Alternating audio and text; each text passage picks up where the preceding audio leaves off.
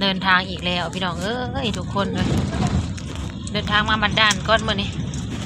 มีรถมาบ่เอาบอกห้ามว่าแม่สิไปใช้จ้ะไม่ใช่แม่มาบันดาลเข้าในเมืองจ้ะเปิดอยู่มาคนส่ง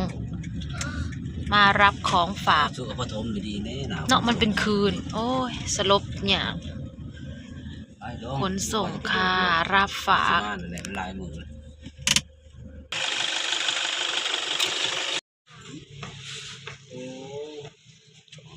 สองอย่างวะ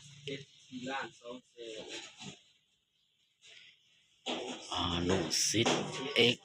เฟส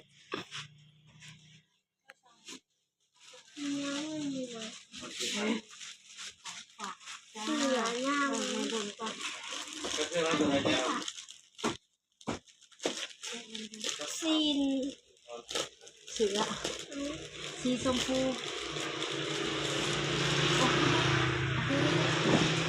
เขาก็บอกว่าเขาเจ๊ก่อน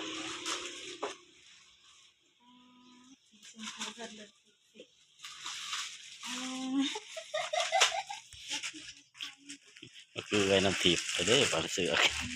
เขาแล้วเป็นตัวแทนค่ะนาซีเมนเนาะนาซีเป็นแบบนี้พอเลยเป็นไหนดูนาซีโซนอยู่อันนี้ว่าเดินแค่เดินสินไม่เป็นยังไงว่ามันไม่เป็นอะไรมันลูกเรื่องนี้ใช่ไหม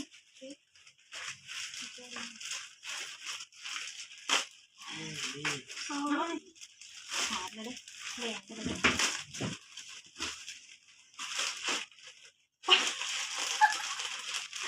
โอ้โหหาที่ตรงโป๊ะขัดดีหรอกเรื่องนี้สินวะสินเด็ดถือตอนน่ะถือไว้ก่อนเพิ่งกินดิเป็นสินกับแพรเลยสินกับแพรผูกกันเลยไปดูรถสองอย่างได้ที่เรียบร้อยแล้วลืมเอาไปหาพันให้เสืองามดีใจลืมเงินทอนไปอีพ่อเนี่ยน้องเราสีชมพูสองวันแววแท้ไปลูกไปใกล้เอาลูกอย่าไปใกล้บ้านเลยนะคนคอเล็กนั่นน่ะมันจะกัดมือเจ้าแล้วทำยีดอกมาใส่ได้ก่อนสีชมพูบานแววชมพูกะนะสินสีเขียวแล้วโอ้ยสมอยากได้เลยเพราะว่าอยากได้สินสีเขียวพอดีสบายดีพี่น้องสาวเดินทางไทยสบายดีพี่น้องเด้อ FC ทุกท่านมื่อนี้ก็มาหับเอาของฝากของควันอีกเลยพี่น้องกล่องซาซูบุนี่นะจะอีกยังติดเต็มอยู่ทางหลังขอบพระคุณเด้อไอ้น้ำทิพย์ผู้ใหญ่ใจดีที่ซื้อเสื้อแต่ก็ซื้อสินให้น้องสาวเนาะตอนนี้น้องสาวลายซุปนี่ก็ได้หับเป็นทีเรียบร้อยแล้วเป็นเสื้อบางงามหนึ่งสีชมพูวันแววได้สมัครคือไอ้น้ำทิพย์เฮาค่ะผ้าแพรพี่น้องเลยอันนี้นะมึงเทั้งสินเทั้งผ้าแพรมันมาเป็นชุดแบบนี้เลยอ่ะงามเฮงเลิศเธอโอ้ยมาเฮงสินนะขาวกันเลยใส่ได้เลยกับเสือสีกับสินนี่กับสินสีชมพูนี่ขาวกันเลยแล้วก็พอดีเลยกับสีเขียวน้องสาวกำลังอยากได้พอดีว่าซื้อเสือสีเขียวแล้วเฮาผัดบ่มีสินสีเขียวว่ะนี่นะว่าสิอยากได้สินสีเขียวว่ะในใจนะได้ที่วันนี้น้องพิงเข่ากันเลยกับเสือสีเขียวเขาได้มาพี่น้องเลยวันนี้กระซิบน้องสาวก็ซื้อไปซื้อแล้ววันนี้งามดิขอบใจเด้อน้ำทิพย์เด้อไอ้ลูกอยู่ดีมีแห้งปังๆรวยๆสุขภาพแข็งแรงเด้อทางมีขาขายธุรกิจการงานปังๆงามแห้งเลยได้รับแล้วถึงใจแห้งน้องสิป่ะเราก็จะเดินทางเมื่อบันนี้พี่น้องเลยตอนนี้มารับเสือได้รับเป็นที่เรียบร้อยแล้วงามแหงมันมีกล่องเท่านั้นอันหนึ่งมากที่สุดเลยเสือนี่ก็งามได้บรรเทาไปใส่นะถ้าเบิ่งเด้อบ่ใหญ่ได้อันเบอร์22เดี๋ยวจะมาใส่เบิ่งคันมองได้มันใหญ่เขาก็ยิบเขาเพราะเอาสั่งมาน่ะใหญ่คู่โต32ก็ยังใหญ่ยังได้เอาเขาเป็นเอวเป็นยังมันยังเอาเขาสินกะ ก็ 2 โต 2 ผืนสินกะ บ่สิในคู่กับสันแท้ว่ะ สินมันมีสินกับสึกกับแพรพี่น้องเลยแล้วก็เป็นแบบสินดีพร้อมราคาแพงงามนุ่มพร้อมเดี๋ยวน้องสาวเขาสิเอาไปยิบแล้วก็ใส่ไปงานอันเดือน 4เลยใส่ออกงานเดือน 4ของขวัญปีใหม่ได้นำทีบอกของขวัญปีใหม่เด้อว่าสันเทพไทยสบายดีป่ะลุงยัง ไปลูก สวัสดีป่ะลุ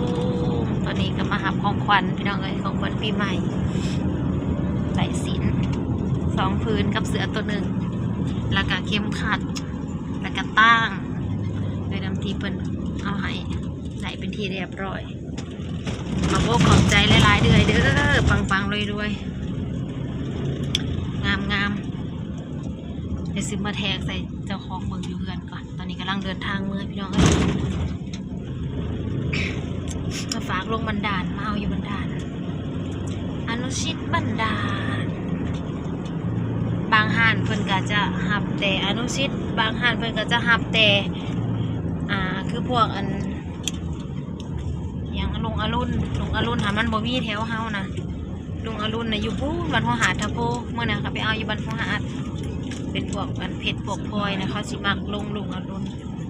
แม่บ้านเฮาน่ะมีไซส์ มันให้ความสะดวก แม่นสะดวกสบายแฮงอีหลีนะอยากได้หยังก็สั่งเอาแล้วก็ฝากเลยพี่น้องเอ้ย หอดเครื่องอยู่ ซ้ำ สิได้ ว่าฮอด ขาย เทือน ได้ ซ้ำว่าฮอดเทือนนั่นแหละ เครื่องอยู่ภาคนึง เพราะมันบ่ได้ไกลจากแบบว่าจากบ้านจากเทือนเฮาไปเอาเนี่ยมันก็บ่ได้ไกลปานใดต่อไปแฮงสิลงฮอดเทือนเลยบัดนี้นะต่อไปนะเอาฝากลงเทือนเลยบัตรลงเลขที่แฮงง่ายแฮงสบายติดต่อไป แต่เอาเบอร์โทรกับซื้อหมู่บ้านมาหาได้เพิ่นส่งโลเคชั่นไป คือขอยอยากฝากบักน้ำขึ้นไปให้พี่น้องอยู่สวัสดีทางเบิ่งมื้ออื่นเช้าเลยก่อนถามป้าก่อน ทางสารเอาได้ นะฝากโดยสารเอาให้ป้าแล้วเอาเบอร์ให้ เบอร์ป้าให้เจ้า นะ จักมา 6-7หมากบ่ได้ก็หลายหมากเติบอยู่แล้วก็หมากใหญ่อีดีนะ2หมากแล้วยันหมากใหญ่หันแก่เดียวนี่นะ แสนหาเราแล้ว แต่วันมันบ่ได้แก่ตอนนี้นะกำลังแบบกำลังงามกำลังเป็นสีแบบอ่อนๆแต่คันประมาณอาทิตย์หนึ่งหรือยังมันก็สิถึงว่าแต่บ่แก่แห้งดอกแต่ว่ามันกินได้แต่ว่ามันสีแบบมันสิบ่แซ่บมันสิใหญ่หลายในมันใหญ่มันสิบ่แซ่บตอนนี้ในมันกำลังแบบน้อยๆอันนี้หมักน้ำมันต้องกินตอนน้อยแก่ในแก่แล้วกินบ่ได้ จะหาแก๊สแล้วไม่ใช่ ใส่แก๊สแล้วก็เอาใส่หันเนาะ อันธรรมดาก ระดาษห้องเบาะโฮมเบาะจังสิบ่สั่นเนาะ อันนี้ฟองน้ หาอย่างเนาะมาใส่แก๊สเฮ็ดให้เด้อเฮ้ยโอ้ยสิไปอันนั้นไปบ้านลุงบอยต่อพี่น้องเอ้ยมื้อนี้ก็เดินสายเหมือนเดิมทั่วเหมือนเก่า ำไอ้นี่ งามไม่ได้ไม่ได้ เปิดไฟบ่ พอออกงามงามเลยงามเลยเจ้าของเองนะบ่บริซื้อจ้าเถื่อสินเสื้อผ้าแนวนี้นะบริโนงน้ำบันน้ำเมืองโนหากระไดดงน้ำเบิร์น้ำทิพย์นี่แหละถ้าเถื่อบ่สั่งบ่ซื้อให้ก็สิบริโนงน้ำโมเลยแบบงามๆแบบนี้นะสินนั้นโตเข้าซื้อมันยังมีแต่รุ่นเก่าๆนี่ยังบ่ได้ซื้อใหม่เลยสินนะมีซื้อตัวหนึ่งสีทองอะไรสีทองกับสีชมพูเท่าจะเป็นซื้อเองสีชมพูสินฝายสินอันนั้นแบบนี้บ่ค่อยได้ซื้อ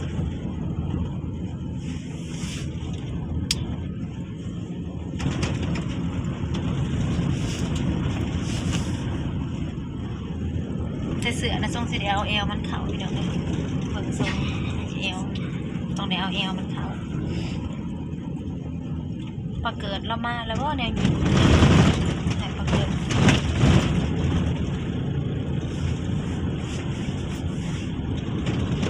มาแทกใส่เจ้าของเบิ่งสิก่อนอยู่กันได้จอดอยู่กันก็ได้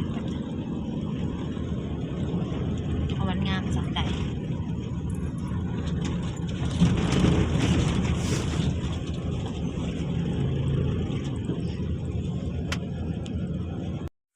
พี่น้องมาลองเบิ่งเสือนำกัน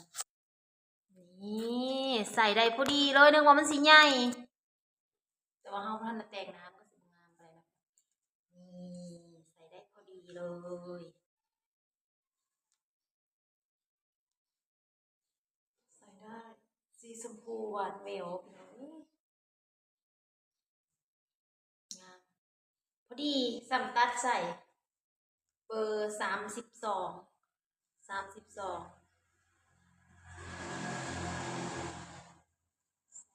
ใส่ได้ใส่ได้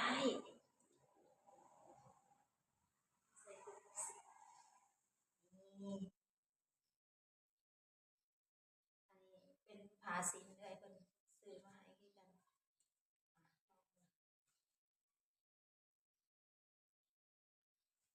มันต้องเอาเขามันต้องมาสิ้นเขาในพี่น้องเอ้ยแต่ว่ามันบ่เห็นเนาะเราจะมีต่างกอกเอง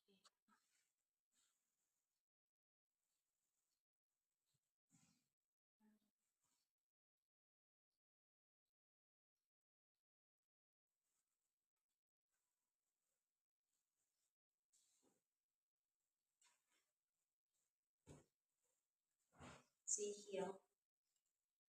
สีเขียวก็งามพี่น้องเอ้ย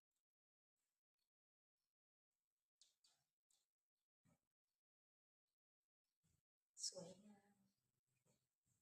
ดีเข้ากันเลยกับเสื้อสีเขียวเขาซื้อสีเขียว2ตัวเลยพอดีได้สิ้นมาใส่ปูมากับปูหาซื้ออันนี้แล้วก็มีแพรพร้อมพี่น้องเอ้ย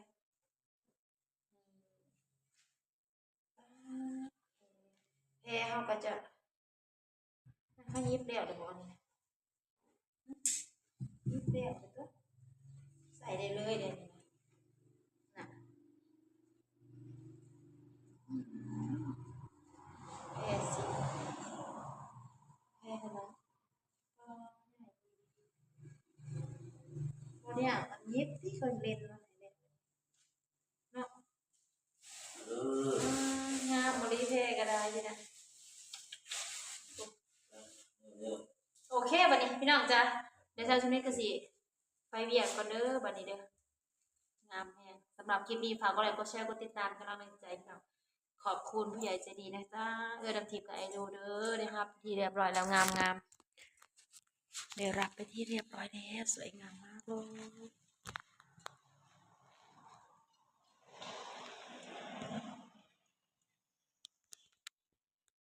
บ๊ายบาย